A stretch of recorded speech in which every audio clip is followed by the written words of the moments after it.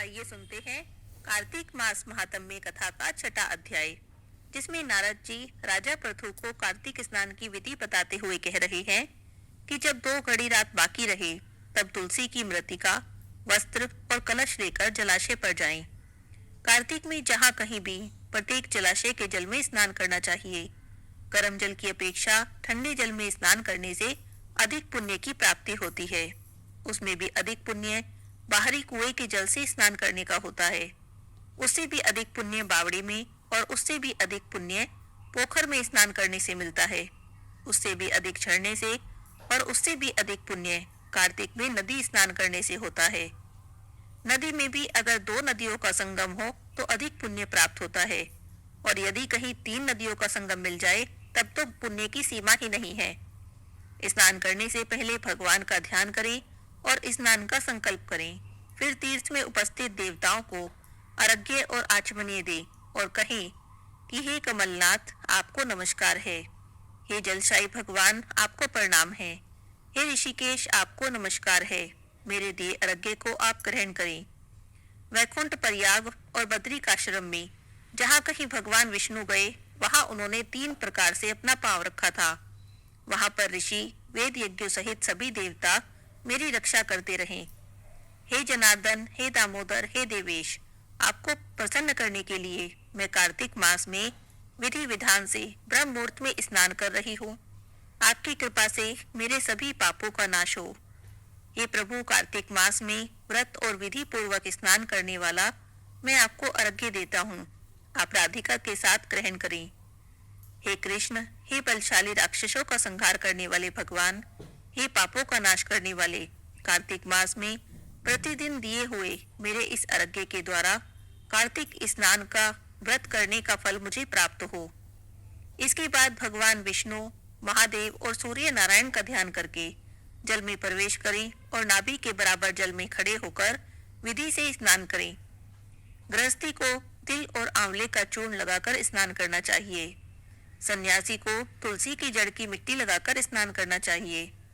सप्तमी, अमावस्या, नवमी, त्रयोदशी, द्वितीया, दशमी इन तिथियों में आंवले और तिल से स्नान नहीं करना चाहिए। स्नान करते हुए कहीं कि जिस भक्ति भाव से भगवान ने देवताओं के कार्य के लिए 3 प्रकार का रूप धारण किया था, वही पापों का नाश करने वाले भगवान विष्णु अपनी कृपा से मुझे पवित्र करें। जो मनुष्य भगवान विष्णु की आज्ञा से कार्तिक व्रत करता है उसकी इंद्र आदि सभी देवता रक्षा करते हैं, इसीलिए वह मुझे पवित्र करें। बीजों, रहस्यों और यज्ञों के सहित वेद के मंत्र, कश्यप आदि ऋषि, इंद्र आदि देवता मुझे पवित्र करें। अदिति आदि नारियां, यज्ञ, सिद्ध, सर्प और समस्त औषधियां, तीनों लोकों के पहाड़ मुझे पवित्र करें। इतना कहकर स्नान करने के बाद मनुष्य को हाथ में पवित्री धारण करके देवता, ऋषि, मनुष्य और पितरों का विधि पूर्वक तर्पण करना चाहिए। तर्पण करते समय तर्पण में जितने तिल रहते हैं उतने वर्षों तक व्रती के पितृगण स्वर्ग में वास करते हैं। उसके बाद जल से निकलकर शुद्ध वस्त्र धारण करें। सभी तीर्थों के सारे कार्यों से निवृत्त होकर पुनः भगवान विष्णु का पूजन करें। सभी तीर्थों के सारे देवताओं का स्मरण करके भक्ति पूर्वक सावधान होकर चंदन, फूल और फलों के साथ भगवान विष्णु को अर्घ्य दें और कहें कि मैंने पवित्र कार्तिक मास में स्नान किया है। हे हरि, आप राधिका के साथ मेरे इस अर्घ्य को ग्रहण करें।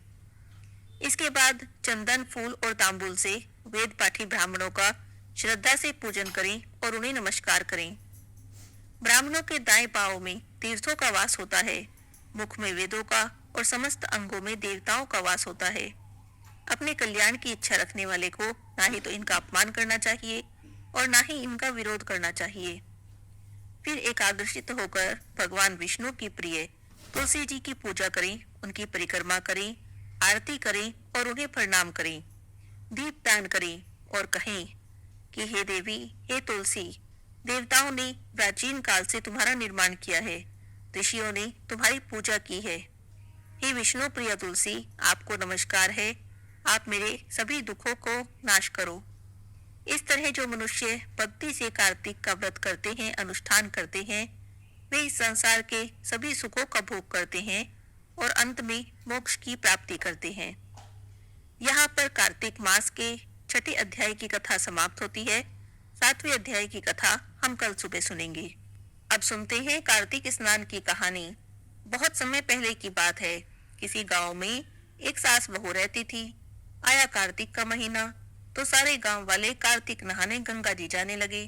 तो सास ने सोचा कि मैं भी चली जाती हूँ। वो बहू से बोली कि बहू, मैं कार्तिक नहाने गंगा जी जा रही हूँ।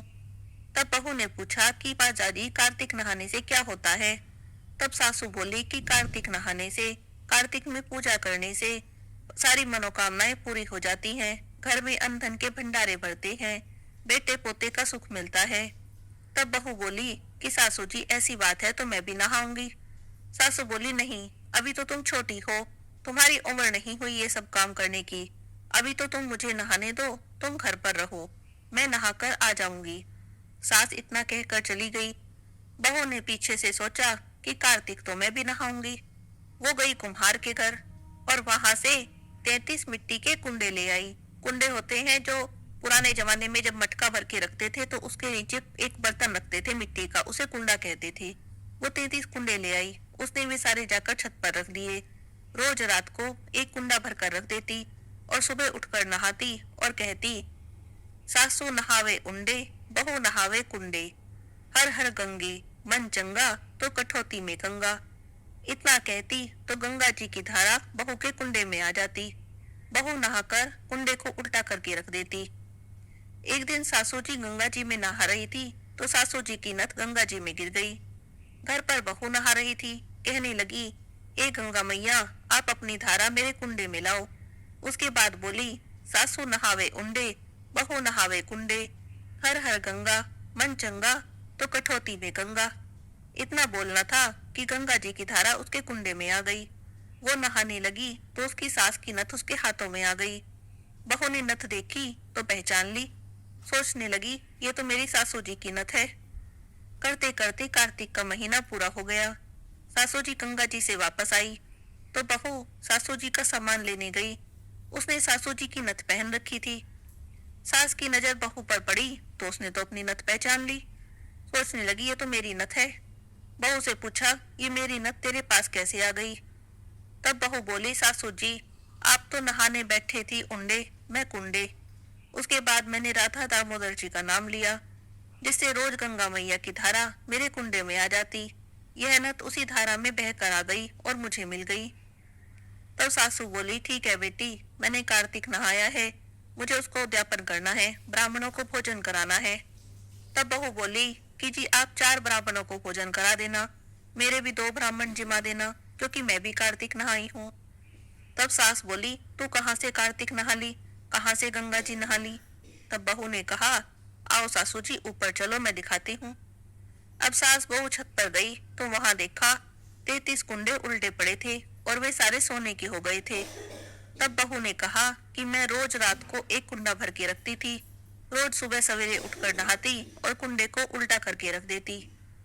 ये सब देखकर तो सास कहने लगी कि बहू, तेरा नसीब तो बड़ा अच्छा है, जो गंगा जी की धारा तेरे कुंडे में आ जाती थी, तेरे कुंडे भी सोने के हो गए।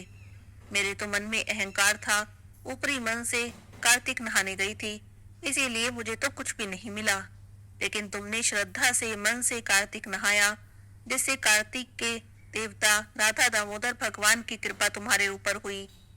अब दोनों सास बहू ने मिलकर वो ब्राह्मणों को भोजन कराया, हवन कराया, ब्राह्मणों को दक्षिणा दी, साड़ी दी, उन्हें पूरी तरह से खुश करके वापस भेजा।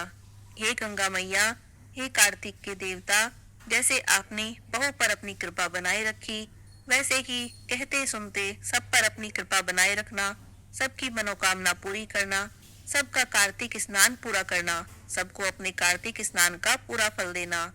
बोलिए विष्णु भगवान की जय हो, गंगा मैया की जय हो।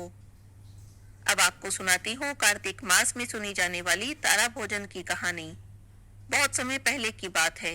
एक राजा था। राजा का नियम था कि आए कार्तिक, कार्तिक के व्रत करता, उपवास करता और कार्तिक का स्नान करता। एक बार कार्तिक का महीना जब आया तब राजा की बेटी बोली कि पिताजी, इस बार मैं भी आपके साथ कार्तिक का स्नान करूंगी। राजा कहने लगा, ठीक है बेटी, तू भी कर ले। अब राजा की बेटी भी राजा के साथ कार्तिक का स्नान करने लगी, पूजा करने लगी और तारा भोजन के व्रत करने लगी। आए कार्तिक के 4 दिन रह गए। तब राजा की बेटी राजा से बोली, पिताजी, मैंने तारा भोजन के व्रत किए हैं, इसीलिए अब मैं तारों का दान करूंगी। तब राजा ने पूछा, ठीक है बेटी। तो राजा की बेटी ने राजा को 9 लाख चांदी के तारे बनवाने को कहा। राजा ने सुनार बुला लिया और कहा कि राजकुमारी ने कार्तिक मास में तारा भोजन के व्रत किए हैं, अब वो तारों का दान करेगी, उसके लिए 9 लाख तारे बना कर दो। वो उन तारों का दान करेगी, तभी उसका व्रत पूरा होगा। अब सुनार ने राजा को सुनकर हाँ तो कर दी, पर वो तो बड़ी चिंता में पड़ गया। घर आकर उदास होकर बैठ गया, न कुछ खाए न पिए।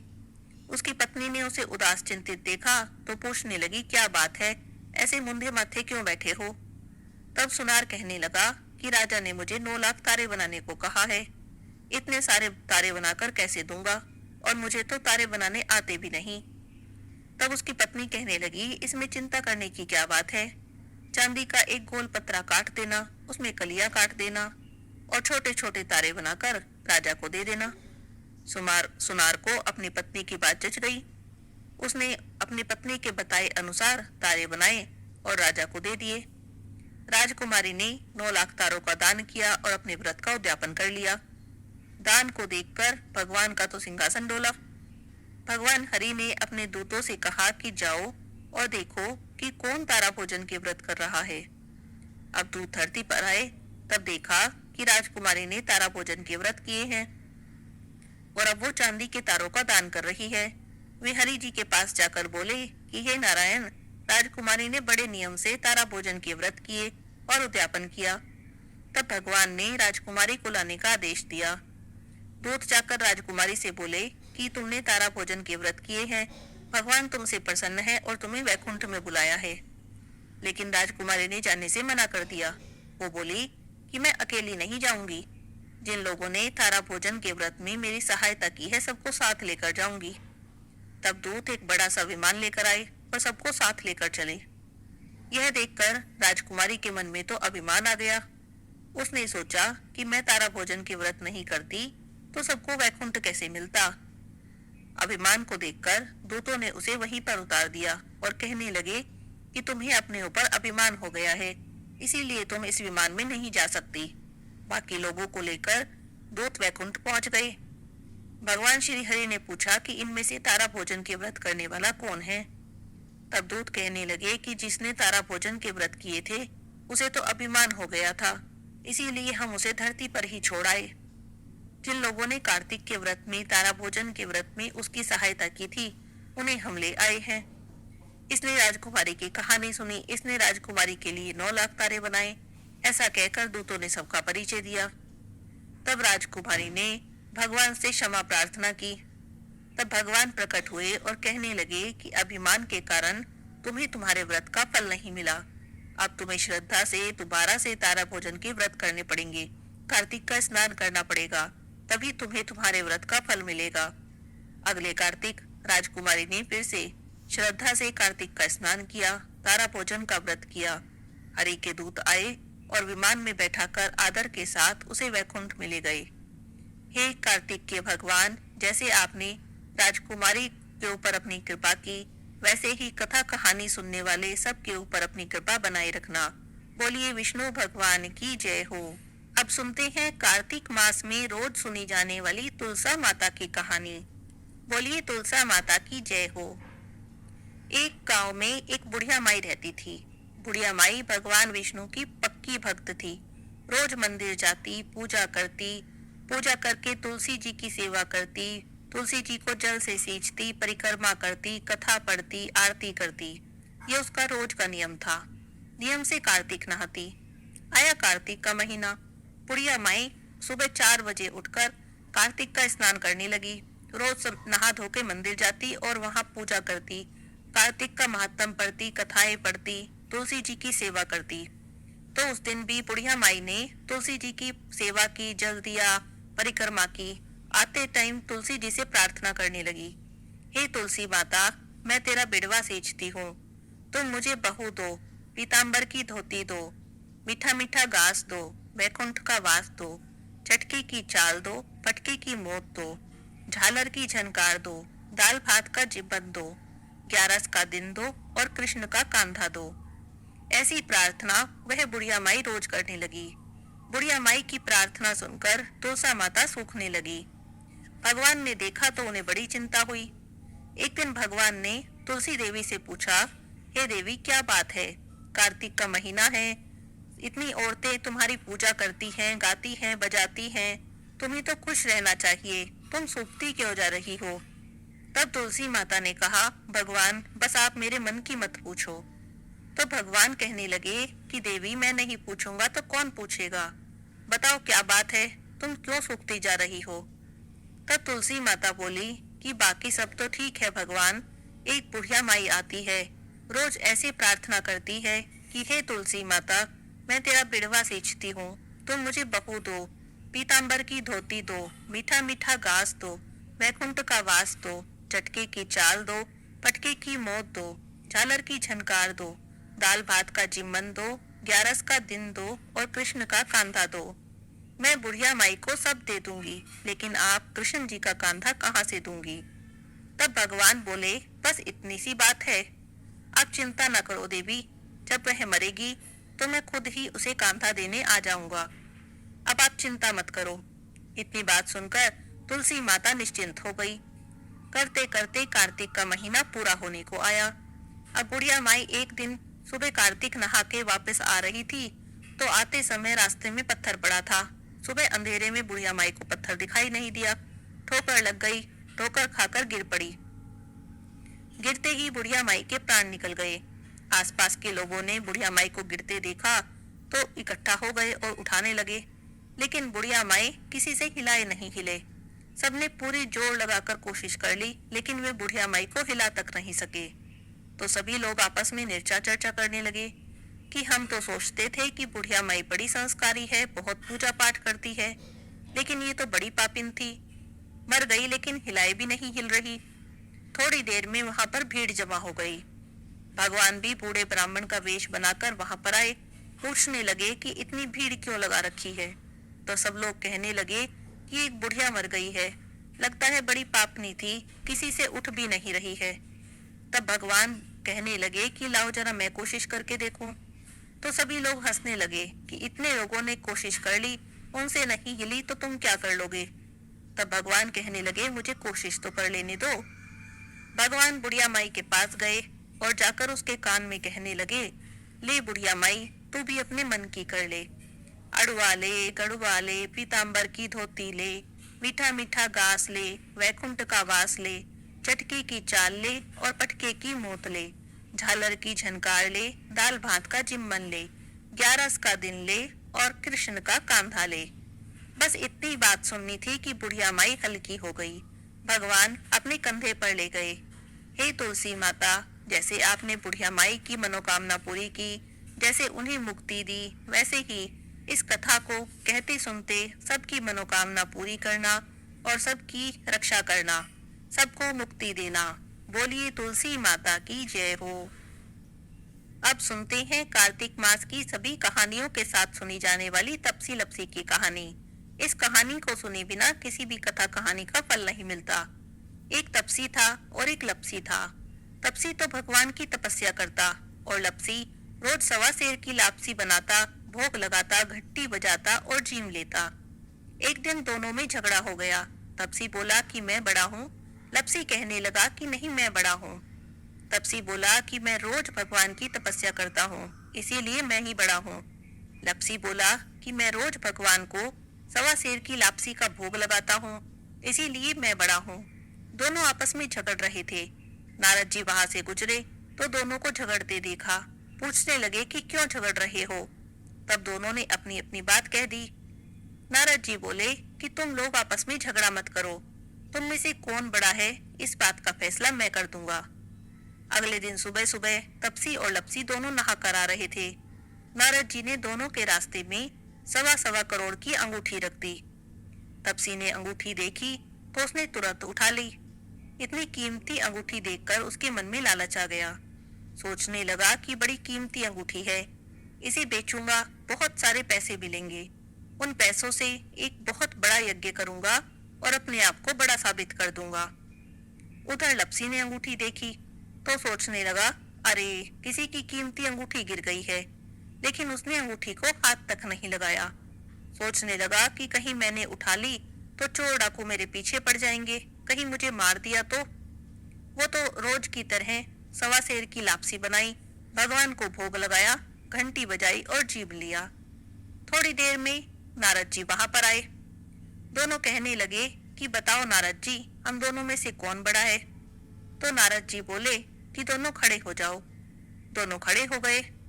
जैसे ही दोनों खड़े हुए, तपसी के पैर के नीचे से अंगूठी निकली जो उसने तपस्या करते टाइम अपने पैर के नीचे छुपा ली थी। तो नारद जी तपसी से बोले कि इतनी तपस्या कर ली तूने, पर तेरे मन का लालच अभी तक नहीं गया। जा, अब तुझे तेरी तपस्या का भी कोई फल नहीं मिलेगा। इतना सुनना था कि तपसी जोर जोर से रोने लगा। रोते रोते नारद जी के पैरों में गिर गया। बोला, महाराज दया करो और बताओ कि मुझे मेरी तपस्या का फल कैसे मिलेगा। तब नारद जी बोले कि जो अपने घर में गाय कुत्ते की रोटी नहीं बनाएगा तो उसकी तपस्या का फल तुझे मिल जाएगा। दीवा जलाकर हाथ नहीं जोड़ेगा, ब्राह्मण को भोजन कराकर दक्षिणा नहीं देगा, तब उसकी तपस्या का फल तुझे मिल जाएगा। साड़ी देकर भेंट नहीं देगा तो उसकी तपस्या का फल तुझे मिल जाएगा। जो सारी कहानी कहकर तेरी कहानी नहीं कहेगा, तब उसके सारे पुण्य सारे फल तुझे मिल जाएंगे। बस तभी से सभी कथा कहानी के साथ तपसी लपसी की कहानी जरूर सुननी चाहिए, नहीं तो किसी भी कथा कहानी का फल नहीं मिलता। कार्तिक मास के गुरुवार की कहानी। दो भाई बहन थे। बहन बृहस्पतिवार के व्रत करती थी। बृहस्पति महाराज आते, 4 लड्डू चांदी का कटोरा देके चले जाते। लड्डू तो खा लेती और कटोरा कोठरी में रख देती। एक दिन उसकी भाभी ने कोठरी खोलकर देखा तो देखा जगमग हो रही है। उसने पड़ोसन से कही। पड़ोसन बोली कि तुम्हारी ननद कहाँ से लाती है। वह बोली, मुझे तो नहीं पता, कोठरी जगमग हो रही है। तब पड़ोसन ने कहने लगा कि अपने पति से कह दियो। वह कहने लगी, मेरे पति तो नहीं सुनेंगे। तब पड़ोसन बोली, दाल का चमचा भात में और भात का दाल में दे देना। उसने दूसरे दिन दाल का चमचा भात में और भात का दाल में दे दिया। तब उसका पति बोला कि पागल हो गई है क्या। वह कहने लगी कि पागल मैं नहीं, तुम्हारी बहन हो गई है, पता नहीं कहाँ से लाती है, कोठड़ी में कटोरों की जगमग हो रही है, इसे घर से निकाल दो। अब भाई बहन के पास गया, बोला, जीजी चलो मामा के चलें। अब बहन को पता था कि कैसे मामा के लेके जावेगा। वह कहने लगी कि भाई केले का पेड़ हो, मंदिर हो, वहां उतार देना। कहने लगा, अच्छा। जंगल में जाकर देखा तो केले का पेड़ है, मंदिर है। उसने बहन को वहीं उतार दिया। बृहस्पतिवार का दिन था। उसने केले की पूजा की, बृहस्पतिवार की कहानी कही। बृहस्पति महाराज आए, 4 लड्डू एक चांदी का कटोरा देके जाने लगे। वो सब कुछ पेड़ के पीछे छिपकर देख रहा था।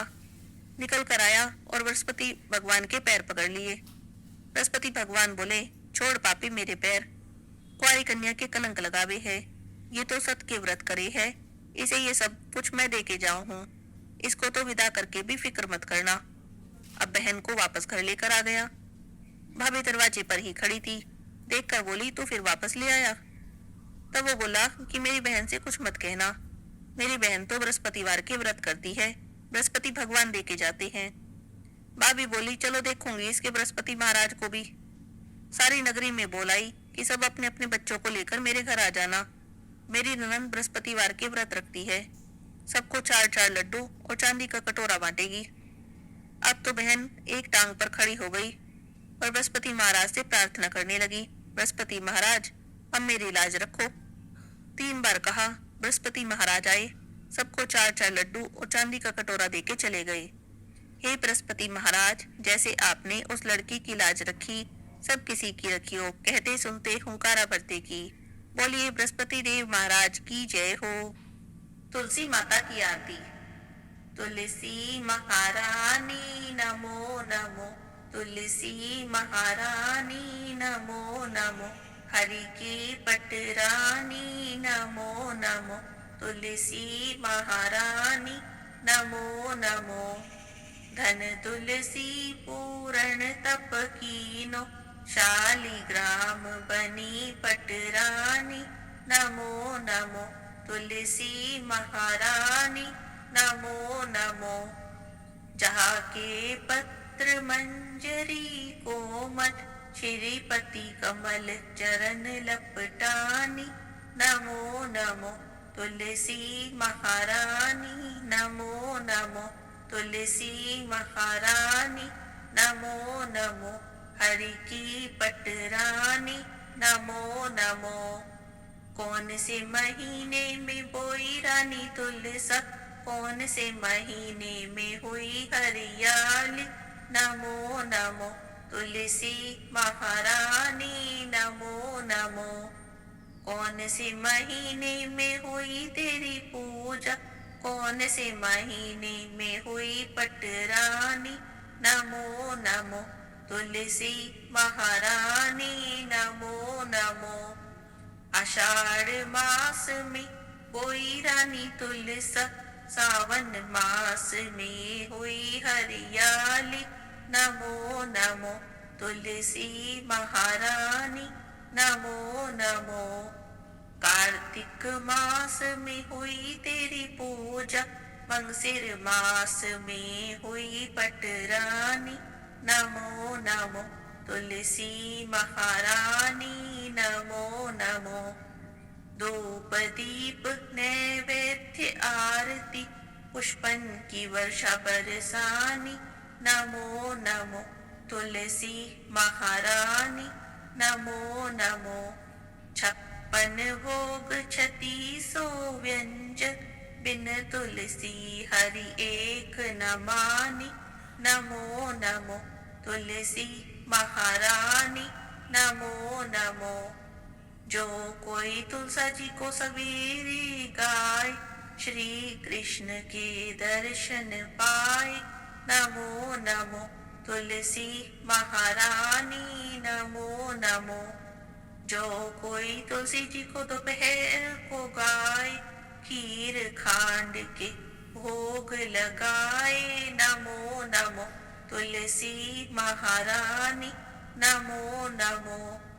जो कोई तुलसी माँ को शाम को गाए, श्री कृष्ण जी की आरती उतारे, नमो नमो तुलसी महारानी, नमो नमो। जो कोई तुलसी जी को रात में गाए, श्री कृष्ण जी के चरण दबाए, नमो नमो तुलसी महारानी, नमो नमो। सभी सखी मैया तेरो यश गावे, भक्ति दान दीजो महारानी, नमो नमो तुलसी महारानी, नमो नमो। हरि की पटरानी, नमो नमो तुलसी महारानी, नमो नमो। बोलिए तुलसी माता की जय हो, विष्णु भगवान की जय हो, लक्ष्मी माता की जय हो।